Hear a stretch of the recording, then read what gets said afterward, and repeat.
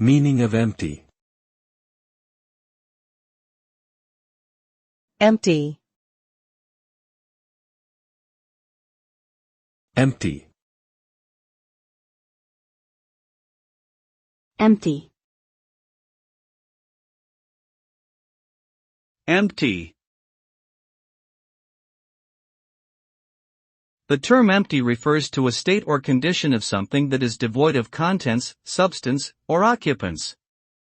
This can refer to physical spaces, containers, or even emotions. An empty space may lack objects, while an empty container may lack substance. Emptiness can also describe a feeling of loneliness, sadness, or lack of purpose. Overall, empty suggests a state of absence or void, implying that something is missing or lacking in some way.